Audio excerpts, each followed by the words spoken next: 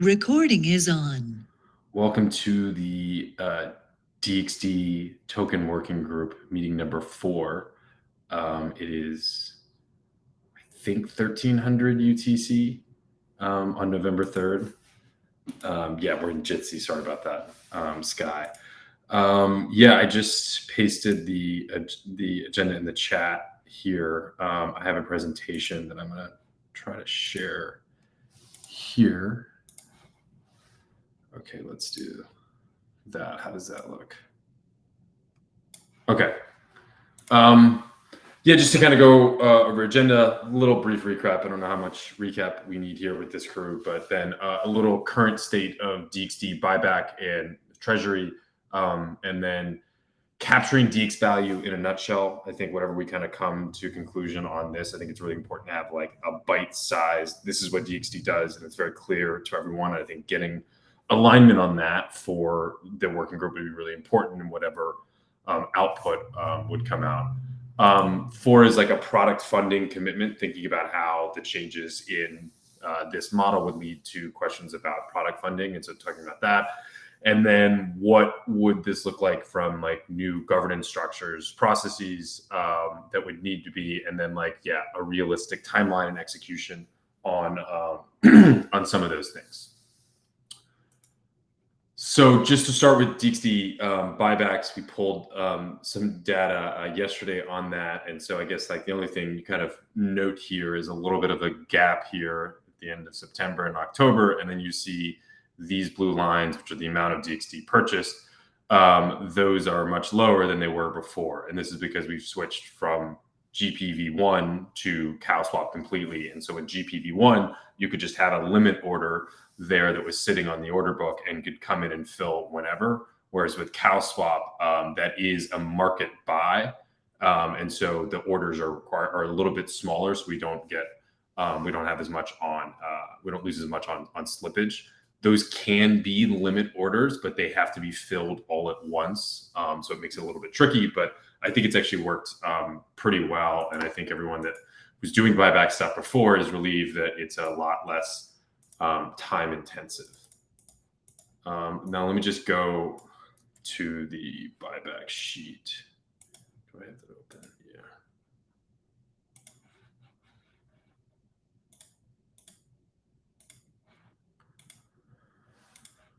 Okay, so this is our old friendly sheet that, man, it's seen a lot of a lot of time. Let me put that, if you want to look around, let me share it here.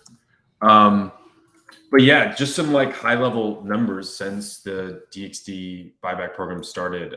There's been 15,215 DXD purchased. That has been with 2,986 ETH, just under 3,000 ETH. And so you see the average price for all that is 0.196. So still under the 0.2 there. In terms of where we are in like where are the funds coming from, you'll recall that in the initial buyback program, all of the the like ETH that was purchasing the DXD came from the DXD buyback reserve, and there was 2,499 ETH in that buyback reserve that was used, and we actually just surpassed that about like 4 or 5 days ago. So when we GPV1 was having some trouble, and we actually switched to cow swap before the last bit of ETH was used from the prior proposal. So there was still, I think, like 100 ETH. So we had to spend, basically, we had to purchase another with 42 ETH to actually take up all of the ETH from the buyback reserve. So it's a kind of confusing way to say it. But basically, we have just started tapping into the 500K that was authorized in September or August there. And that means we now have a number that we can burn for the DXD. So if you remember in the previous signal proposal, we have ETH that was used from, DXD that was bought from the general treasury gets to stay in the general treasury, but DXD that was bought from the buyback reserve is to be burned. And so that's what we have right here, 11,536. So that's something we can kind of talk about in a little bit in terms of doing a proposal on that and how that works. Just to take like a step back in terms of like where DXD is at and kind of how it's been. So there was 48,976 DXD minted from the bonding curve. So actually, the amount that's been purchased is 31% of the DXD that was minted has been repurchased right here. That's that 15,215. Of course, there was 100,000 DXD that was vested to DXDAO over 3 years there, and that's the total supply of DXD that was like created in existence here. And now, where is this DXD now? 80,725 is in the DXDAO's treasury. There is still 19,620 vesting from this 100,000. That will all be completely vested by May 2023. It was a 3-year vesting time period. There is 16.99 DXD in the buyback reserve for some poor soul that sent his or her DXD to the bonding curve. We actually did refund that there, but the DXD is in the bonding curve, so we'll have to recover that too. And there's 12,935 DXD in DXDAO on Gnosis chain, and then there's 790 DXD from the DXDAO's treasury in Hats right now. So this gives us a circulating supply of 34,889 right now. So all we're really doing is taking these numbers and subtracting these numbers right here. So anything that is outside of DXDAO's control in this case is the circulating supply. And that would give us a market cap of, I think maybe things went down a little bit from last night when I did this, but 16 million. The total supply currently is 148,976.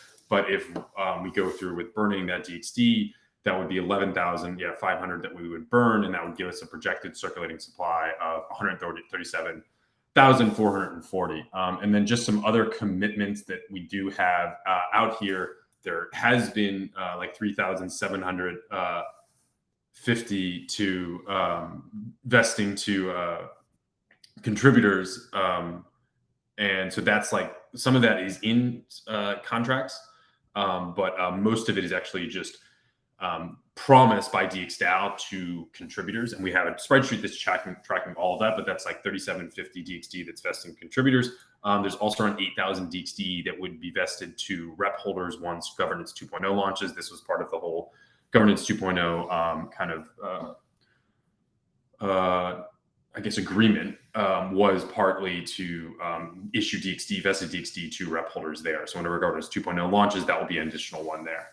And then just looking at, I always like to say DXD inhaled ETH over DeFi summer here. And so that was, it took in just under 25,000 ETH there. And so if you look at, so it took in under 25,000 ETH, that means, and minted 48,976 DXD. So that means there was an average DXD pricement of 0.51. And then if you look at how much DXDAO, the 15,215 DXD that's been acquired at 0.196 DXD to ETH. So a pretty good price that's acquired there.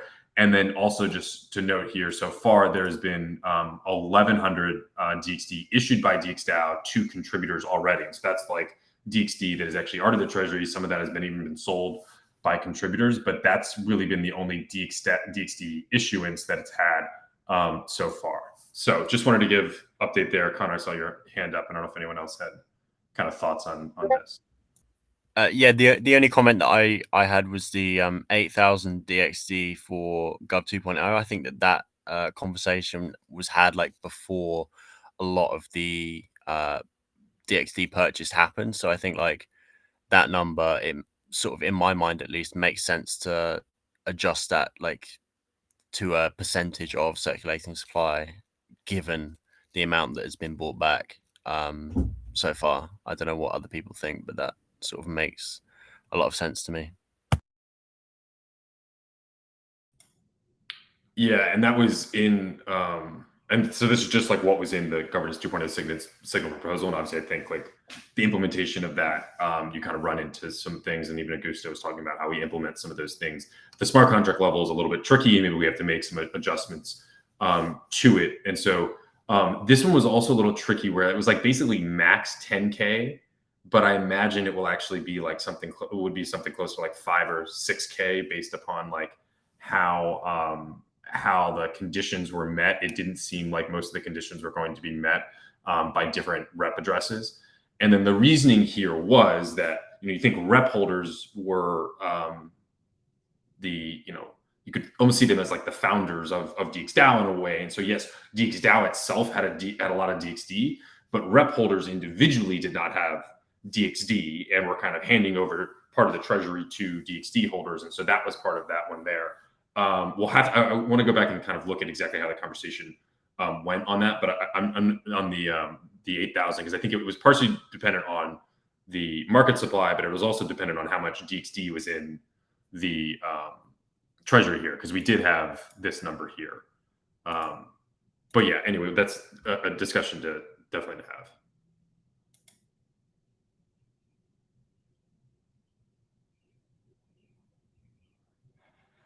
Cool. Any other kind of thoughts, questions here? Just Connor's other point, that when you said projected circulating supply. Oh, sorry. That was. I thought you were making fun of the projected part. Yeah. So the projected circulating supply is the 30s. Yeah, so that should change that. And so this should change a little bit, right? As this vests over time. I think it's like 200 DXD that's kind of vesting a month, a little less than that. This was only meant to say, like, we're going to burn this, but it's not going to come out actually of the circulating supply because we've already taken it out of the circulating supply. Yeah, this all mainly I was just looking at the Gnosis chain bridge. Yeah, there's 17,395 DXD that's in the Omni bridge contract that's on Gnosis chain currently, which is the second highest below Gnosis GNO token, which makes sense. It just shows the presence of DXDAO, I guess, on a Gnosis chain.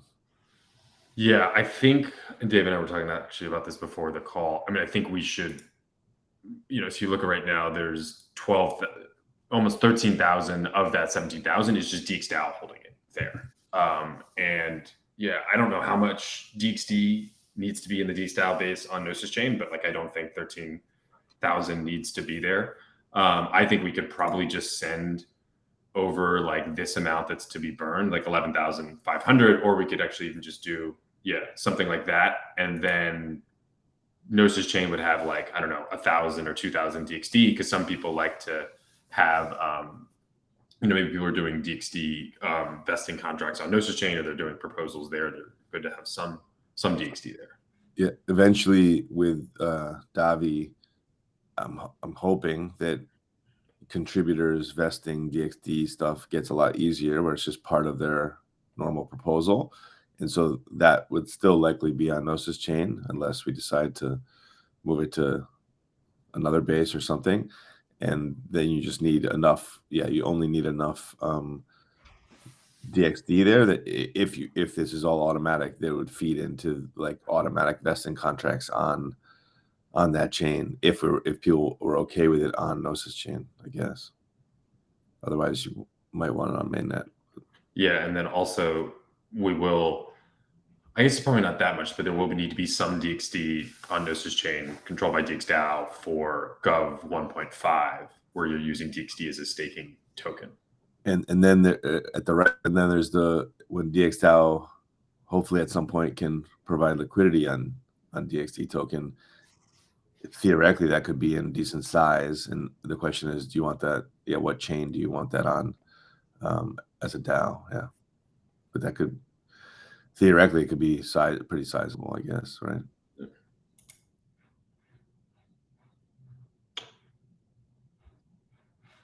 Cool. And then I just wanted to like look at the so remember in the most recent authorization that is past the buyback reserve, that we have like a new calculation, because this is kind of coming from the general treasury there. As I said, there's only been like $15,000 of the 500K that's actually been used from that there, because things have slowed a little down here.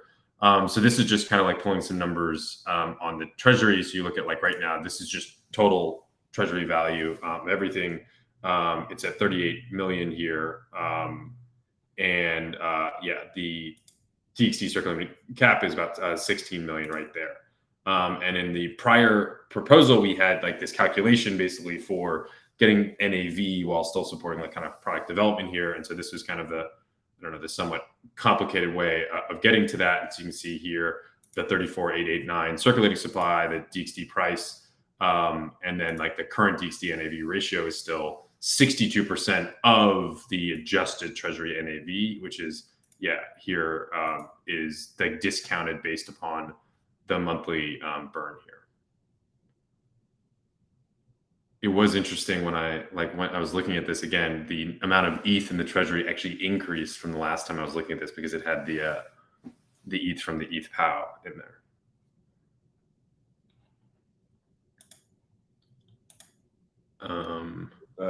Is that a separate doc?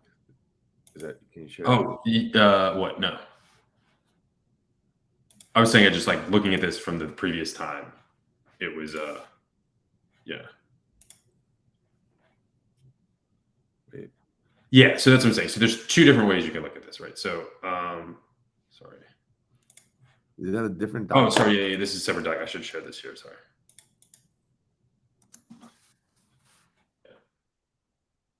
So I mean, this is so this is not with any carve outs here. So the carve out stuff is over here, right? So you can see here we have this looks to be maybe a little off. I'm not sure why this is off.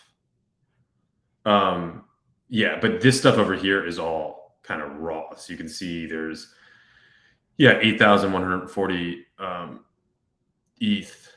And over the breakdown here, this is the Treasury NAV contribution. That's what we're kind of using as the discounted term. So this is the raw term here, and you can see that's where we get like the 38 million number here. So we have 18.6 million of just regular ETH, 3 million of staked ETH.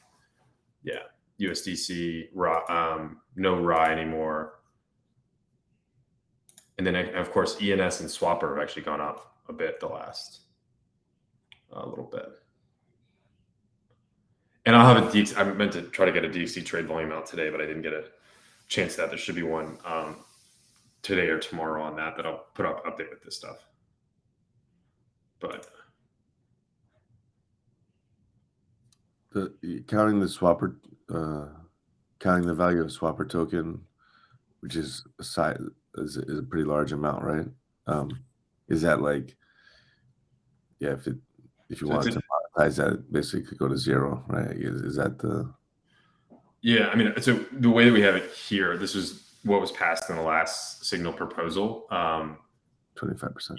You would calculate how much it's worth, but in terms of the Treasury NAV contribution, the amount that's actually contributing to the bottom line, you're calculating for DXD, you're only using 25% of that value. So for here, Swapper is only contributing like $1 million to the Treasury NAV contribution, even though DXDAO has like $4 million of it. Yeah. Compared to ENS and GNO, I guess maybe it should be, as Molotov mentioned, maybe it should be a different percentage. It's not that big of a deal. Yeah, I mean, I agree. I think we could pick any percentage. I think there is something like there is some value there, and I think it's important that DXD holders like have some of that value. And I don't know how exactly we translate that, but I thought,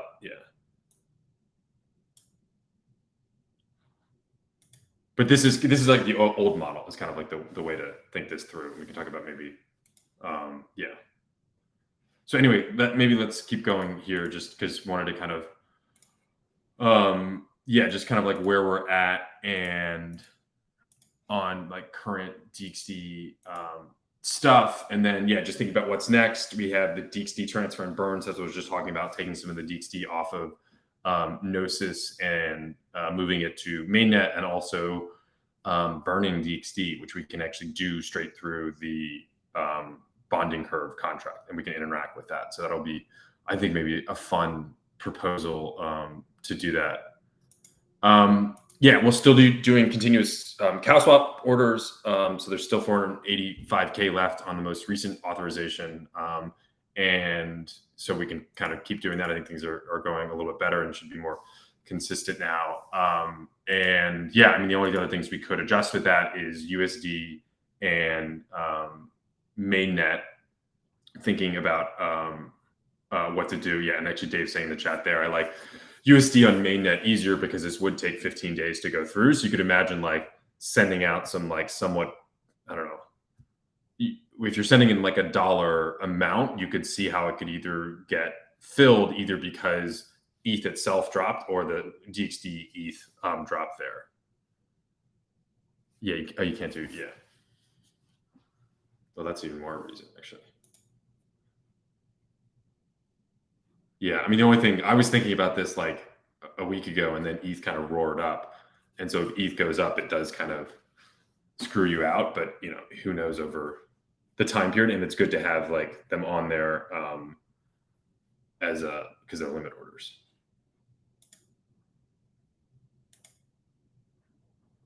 Well, I think we have to deploy a new scheme for that. That's tough. Can we? Okay. Anyway, this is a separate conversation. Can we can adjust scheme parameters without. Anyway, so we'll talk about that, and then maybe do the USD as the USD on mainnet. I think is like a good idea, just as like a kind of different source of liquidity, and then yeah, transition to new DXD token model. Like we'll kind of come in that way, and that's I think we will have some time to transition here with the 480K there.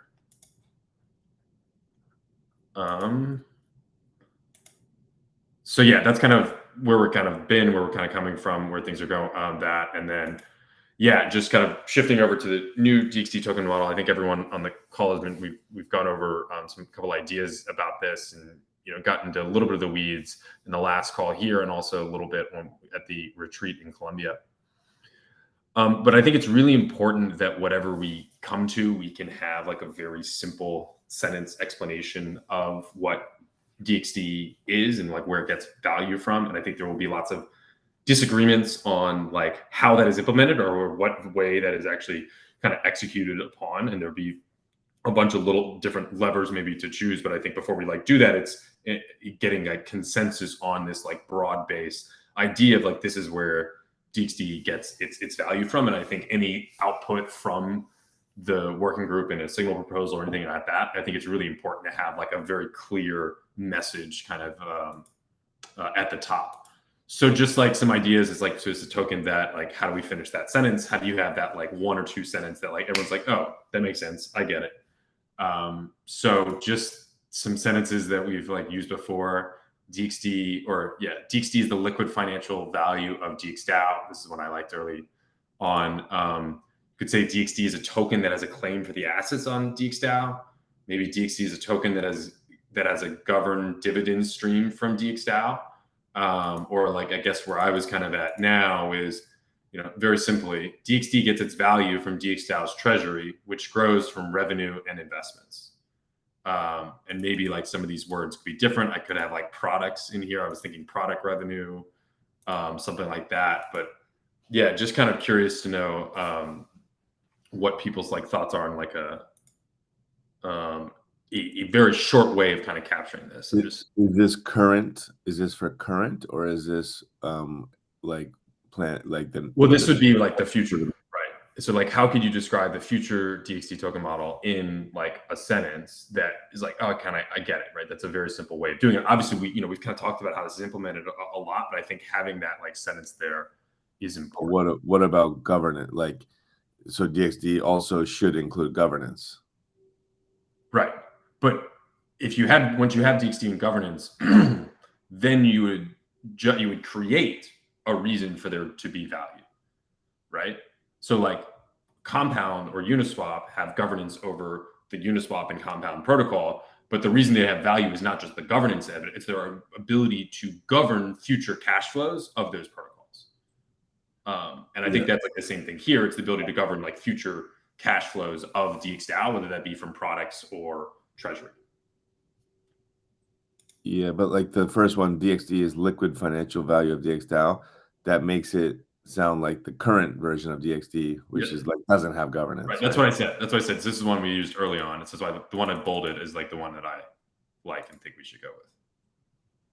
Gets its value for which I'm just governance. reading Gruard. DXD token holders are residual claimants on the ultimate platform value of the DAO and associated products. I like that as like a legal explanation, or like in the legalese, almost like a very like technical one, because that's what I think it is. But maybe if it was a little more, economic, it's probably a little better. And then are we concerned at all about running afoul of security regulations or just brainstorming? I mean, these are all ideas that we are talking about, and ultimately, like DXDAO will decide whether it wants to implement these or go forward with these. We have kind of talked with a couple different people in the legal community. I'm actually having a call with someone in a couple hours kind of regarding this. So I think we are always, I think individually or as stakeholders in DXDAO, I think all the stakeholders in DXDAO are always striving to make sure they're above regulation and abiding by regulation in their home country. So we'll continue to monitor that.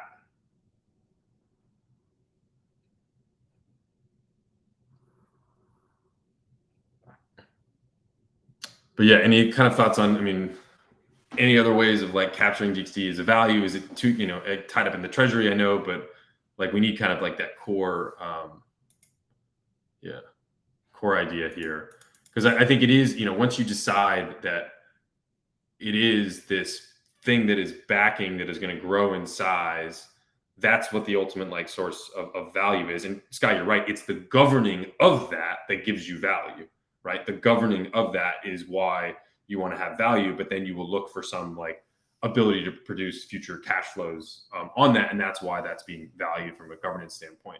And then I think when you get this kind of like core thing here, then you can kind of shift to how do you actually like implement this, and how do you actually make sure that at the end of the day, like DXDAO is still functioning and all the other things it's doing is still striving to fulfill its mission and everything. But just like for DXD holders, this is like kind of like the shorthand way of like, yeah, this is why, I get, especially for having like new DXD holders coming into the community, like having an easy way for them to understand the value, I think is pretty important. Yeah, so the in the third one, the term governed is cool in there. Is it possible to put that term in the fourth one as well somewhere? Instead of the word, it basically is gets instead of governed. Yeah. We could do that. It's another, I like the idea. Yeah, it was funny. I think governed dividend stream is actually a good way. Because like I basically want to say, like, I think we should be creative on how it gets its value, right? That's not necessarily like dividend stream or like redemption or anything like that.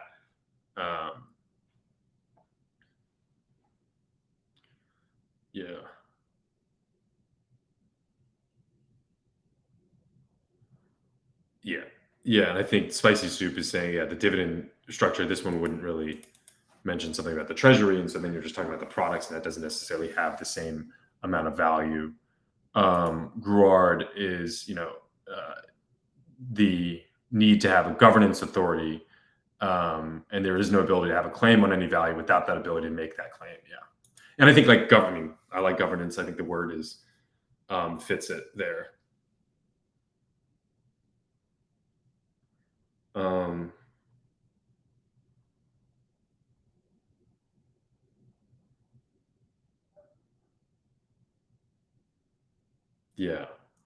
Anyway, this is not like something we have to figure out now, but I think just, we talked a lot about big ideas and everything like that, but just really getting it core down into something, like sentence or phrase here, I think is important. I really definitely like the idea of having governing in there. Maybe governed is past tense.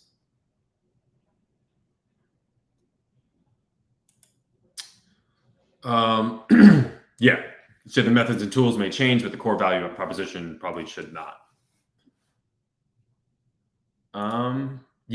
And so then product funding commitment. So just that's like the core DXD value. And we're talking a little bit about, well, what does this mean for product funding, and then governance structures and processes to implement that.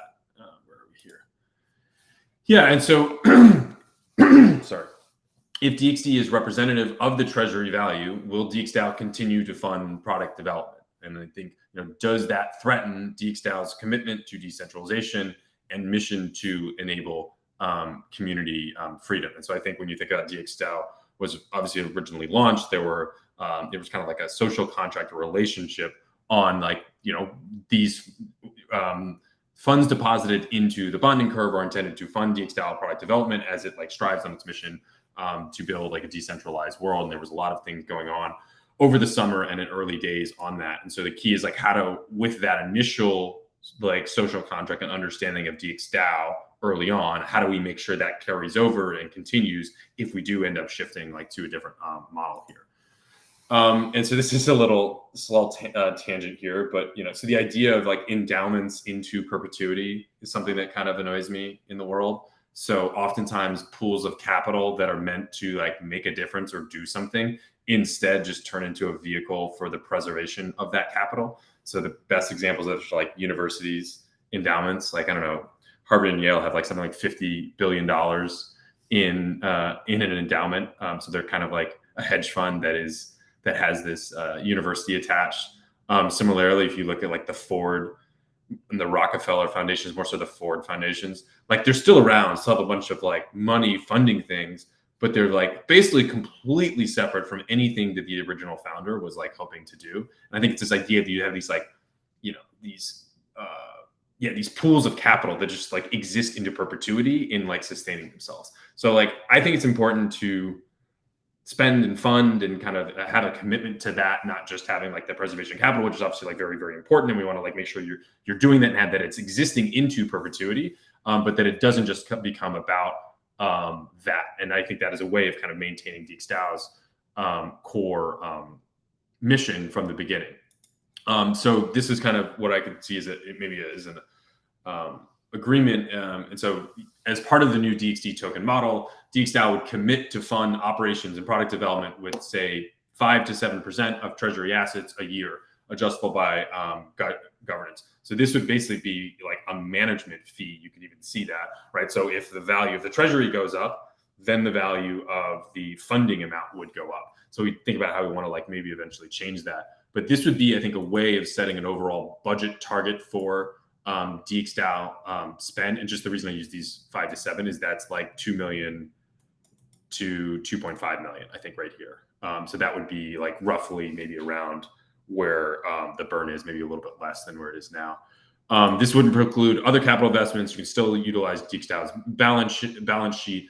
But the idea being that this is a way from the top down of having this is the amount that should be spent to continue funding product development, and this is operations, this is a whole bunch of things. And that number, of course, is adjustable by governance. But I think having that as core of the mission to me makes a lot of sense. Just reading, Spicy Soup. Just on commitment to development, early on DXD had no governance. We've recognized that's not sufficient and are moving away from it. DXDAO Treasury will continue to fund development so long as all stakeholders, rep and DXD, are inclined to. And so that's you could think about the way going forward is well, of course, you're going to have, governance 2.0. You have DXDAO that is governed by rep holders and DXD holders. And I think it's, okay to say that, yes, the DXD holders are probably going to be more concerned about capital preservation and capital growth, where some of the rep holders will be a little more attuned to some of the mission-driven elements of DXDAO. So you could see that funding element actually just playing out through the governance power distribution, which is one of the reasons I think governance 2.0 is a good model. Or this would just be a way of framing some of that discussion and having a general, even a percentage or something there, just as a way of kind of almost a shelling point for how that discussion should play out on how much is being used to fund product development.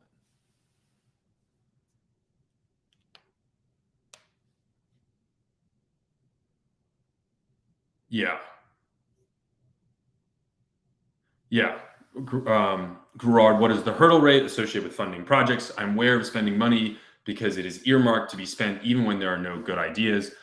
Project funding should generally be judged against the opportunity cost. And I think that's the question is well, what does this mean then? What is this being spent on, right? And so I think if you look at what DXDAO, and we could I think we're hoping to get expenses post out in the next, I think, week or two. But like, there is a portion that you could say is just operations, right? Governance operations. Like, I mean, things that I do, like coming up with this presentation takes time, and that's something that's contributed to DXDAO. So that is like something that I would say is like operations.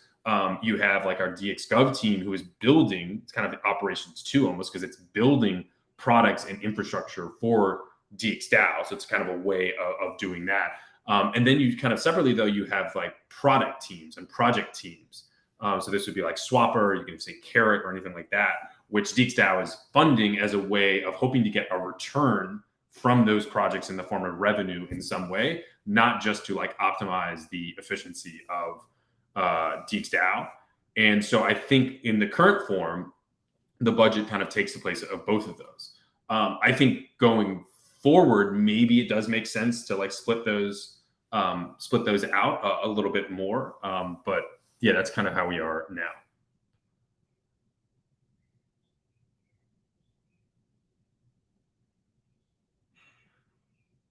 Yeah. And I think the minimum spend can be a little dangerous. I agree on that. It's more, I think it's just about like signaling going forward on that. And we can work on the language and how that is. Let me look at Gorad's again. Yeah. I'm not saying the social objectives should not be part of that. There are goods that are not always monetary, infrastructure, community development, ecosystem development, but having our eye on the value that is traded for the DAO is important. Yeah, and I completely agree. And that's why I think like if you do look at that group of what I would say operations, which again, I think you can include the development team is building for DXDAO, those should be value adds, right? Like the reason that you have some the reason Dave, me, is to basically get more not bang for your buck out of the treasury and managing these things. I think in terms of the DXD buyback program, I think that's been a really good way of returning value to DXD holders. And that's all kind of come through this like DXDAO operations there. So I think there is a lot of way to do those things that do unlock value. And I guess just like the kind of related where it's like, we have these internal operations teams or things that we're doing to like optimize DXDAO's ability to execute and ability to both achieve its goal, but also achieve yield or get some monetary gain. And then we have like the products that we're working on now that are kind of under this umbrella. So this is like Swapper and Carrot. And then I think there are a couple other types of projects that we can start to do more of that fit into this latter camp of Swapper and Carrot. And so these would be, I think, like DX Ventures investments that we're doing. Like, is there a way to be doing a little bit more of that while we're like not spending as much developing our own products, but we have insight into be able to kind of be able to make investments in those areas and have a good return? And can we have like more project-based, not recommendations, but actually I just saw, I haven't read it yet, but I saw there's something in the forum that Ross posted about like some team building for Davi a social MVP. And it's like a separate team building that is like going to build maybe some integration into Davi that does kind of something. And that's a really cool idea that could help Davi. But I think having the ability to like think about how to fund that separately from the way that we fund like operations and our product teams is important. And spicy soup.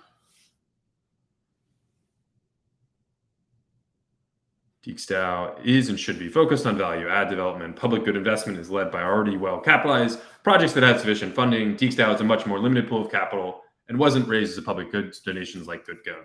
Would be pretty wild if you financial manager decide your funds he manage are now charitable goods without your sign off. I think that's maybe a misrepresentation of what we're kind of saying. I think DXDAO has had a mission from the beginning before DXD was launched. I think that's the reason I joined and kind of everyone else joined. I also think it's like a strategic area to grow in. Like, I think this isn't like something that is just about optimizing the here and now. I think like the general direction that DXDAO is going in terms of decentralization, like enabling community freedom, is ultimately a very good financial decision, because that's the types of tools and infrastructure that are going to be around in 3, 4, 5 years for the new economy. So I kind of, I guess, reject the idea that it's like a choice between one or the other. And I don't think DXDAO is into like public. It's not like public goods funding. It's more of, I think, the mission of DXDAO. Yeah. Yeah, just to add to that, and I mean, Spicy Soup's comments make sense. Like the end goal is delivering value, but as an example, ENS is a public good, right? Everyone's considering ENS a public good. The team built ENS for many, many years and spent money and whatever. Now this public good is worth a lot of money, and is a very valuable thing. And so it's saying like don't build public goods is especially when you read like the hyperstructures paper by the guy from Zora. Zora just launched a new thing. Okay, Uniswap, like these things are their argument is like building big public good hyperstructures become very valuable.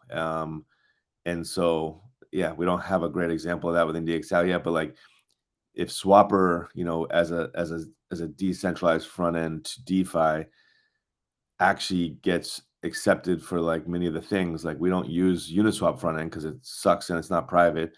We use Swapper's front end. If we could get more people realizing that and it gets better and better, you can argue that that the Swapper front end or the pieces that it gets split into are really important public good infrastructure pieces for the ecosystem, and value will flow through that, and the token has to be designed to capture that value, rather than like building some product that you then go sell like widgets. But it's confusing because it's all very new and we don't have a lot of examples of it. But if you look at things like ENS, and you use Gitcoin as an example, Gitcoin, I mean, the Gitcoin system, if you think of it as a public good, has created a lot of value. Yes, people give money through it, donations. That's not the goal here, but these systems can become very valuable. And if DXDAO can make more bets, I actually think DXDAO needs to like expand the opportunity field. I think DXDAO should make more bets, maybe more smaller bets on small teams building awesome stuff, and some of those will get big traction, and some will become very important infrastructure and products in the space. That's not easy to do, but I think DXDAO is positioned to do that in addition to some of the things it's building itself. Yeah. And I think companies create public goods. I think governments create public goods. Individuals like create public goods that are accepted. I think the whole question is not like there's lots of public goods. I mean, Facebook is like a public good, even though it's like governed by, basically Mark Zuckerberg there. I think the question is not like, should we be creating something good for society? I think that's like kind of the only thing, again, that makes money or in the end is like worth doing. The question is like, how is that public good governed and how is value extracted from that? I think Swapper is a really great example because the Swapper front end is not the best way to make money in the space for everyone. Like the best way to make money would have been to be Uniswap or someone like that. But for DXDAO is actually the only group, the only project, the only DAO that could create a Swapper front end that is privacy first and is going to be like censorship resistant going forward. So it's really a way that DXDAO can like carve out a niche in the market, which is both like aligned with its vision, but it's also the only one that can carve out that niche in the market. And it's a way, I think, of being like of lasting long in this space. Yeah, I mean, we could get into public goods funding like a lot. I think this is like, because like, I don't know how you should fund public goods or what is a public good. But like, as I said, like, I think a financial system is a public good, right? That's something that any network really, to me, is a public good. Okay, well, that was fun. Let's keep going a little bit here, just to kind of maybe talk about. The charity. I don't think charity is. I don't think we've used that word, and I don't really. It might have been in. It actually was in something I read about an endowment, and I took it out because I don't think it's a good idea. I think actually the better model is like for this, like a management fee of like a fund. But anyway, let's keep going. We can definitely continue this conversation like on the forum when we're getting this out. So this would be governance process. This would be like a lot more potentially. We're going to have to think about how these things are working. So just like a rewind here a little bit in terms of the overall like structure we're trying to implement here is there's like kind of 4 elements. Really, 1, price floor support. 2, absorb sell pressure. These are the inverse DXD bonds. 3, new DXD minting. And then 4, a liquid market for DXD. So price floor. So like, yeah, again, like how would this work, right? How would we kind of end up doing that? So imagine there would be what I think in the initial DXD token working group signal proposal, there presumably would be some number set as the price floor support. So this would be like a commitment from DXDAO to basically ensure that there was buys at this level or on the open market. And so whatever the percentage would be at, that would be what would inform governance or operations in terms of submitting the proposal or submitting the buys there. So there would be an initial level, I think, set in the DXD token model working group signal proposal. And then I think it would be good to have like a quarterly vote to reaffirm this, make sure that there is something that is like, even if it's just going to be, yes, we want to keep doing the same number, but have that as an on-chain vote. And then I think there maybe is an idea of like, well, maybe do we want to have some type of emergency change to this, or there is something there. It's the idea of having like 40% of DXD holders plus 25% of rep holders. This would be like before governance 2.0, that they would be able to like change this in like a through a single proposal off of the quarter system there. And so yeah, we can talk about what this initial level is later in the kind of forum, but I do think that's something we want to have as the as an outcome of this working group.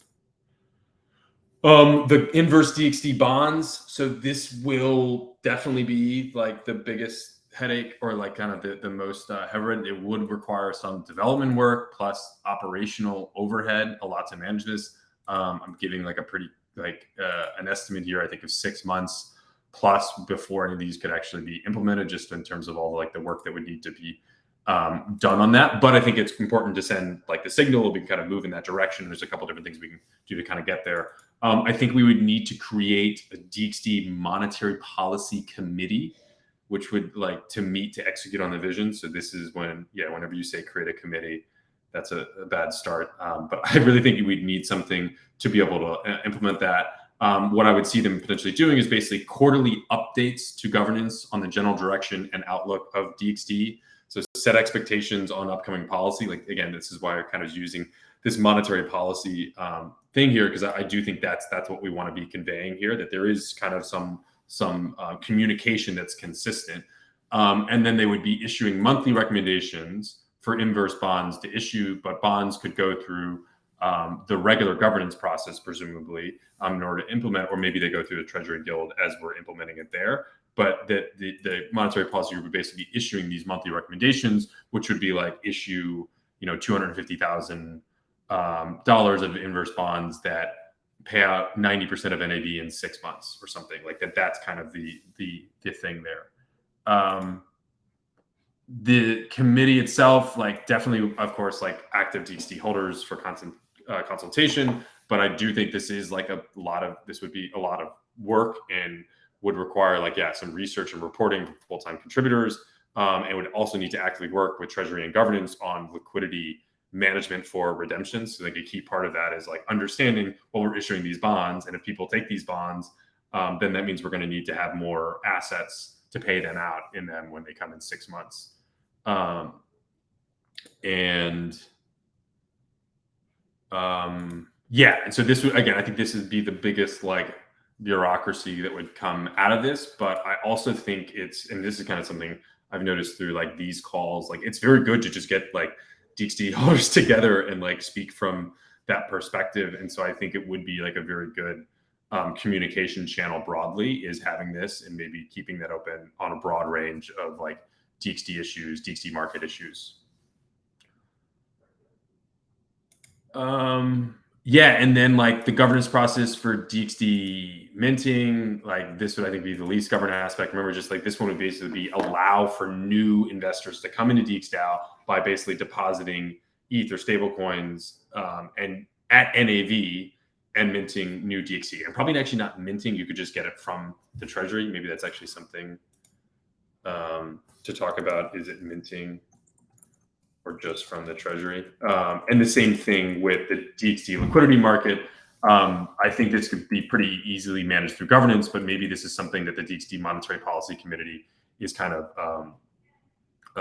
is there.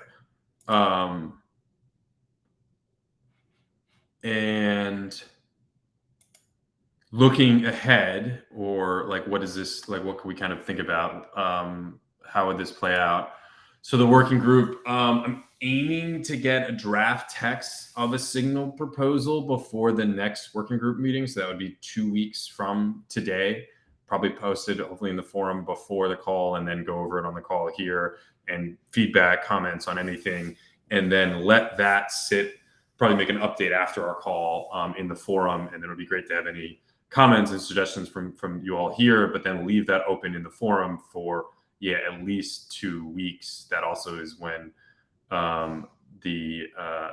when turkey time is in the US. There may be some miss time there, but then looking to then leave it up the forum for 2 weeks then, and then probably pick it up from DXDAO governance on the weekly call in early December, and then try to get that passed mid-December. I know there'll be a lot of things we're trying to get passed in early December. And then, would of course want to make sure that this goes also to the DXD Guild for approval. And so we can get kind of that dual governance approval. And then just in terms of like the DXD monetary policy framework and these 4 things, like price floor support, pretty easy to implement. Absorb sell pressure, this is the inverse bonds, very, very hard to implement. The new DXD minting, like kind of hard to implement. I think not as important because we're so far away from NAV. And then liquid market for DXD is also easy to implement in terms of like DXDAO can just provide liquidity on that. So going forward, what we could kind of maybe see is there's price floor support and a liquid market by the end of the year, right? That comes after follow up to the DXD token working group. There hopefully will be some kind of specific actions agreed to on those, and then those can be implemented by the end of the year, because we kind of have the ability to do that now. And then early next year, I think it would be good to start like inverse bonds development work, and then the monetary policy committee formation, like getting those things kind of going there. And I think that was it. These are old slides there. So any thoughts on kind of the schedule here, kind of going forward, anything that looks realistic, or how maybe we should think about messaging and communication, or anything, I guess, for the whole call? Any other thoughts?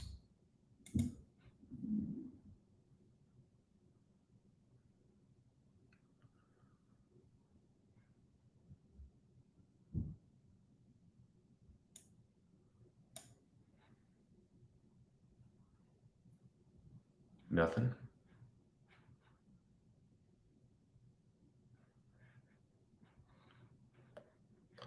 Okay, well, I will put this deck in the forum today and kind of follow up on this. No, I really like the public goods. I just that's the public goods conversation is really interesting. Like public goods are like when 1 + 1 = 3, and that's like whatever happens when you have like a good social. But you can do that through businesses or anything. Anyway, so we'll have a call 2 weeks from today. I could think about maybe close to the same time. I kind of like it in the morning, a little bit different. We do have some nice representation from some DXD holders here, and that's always good. Appreciate waking up early, Sky on the West Coast there. But we'll do it from 2 weeks from now. I'll send out an invite next week for that. Cool. All right. Well, thanks everyone for joining us. Wayne, you got the recording set, and we'll post it on the forum.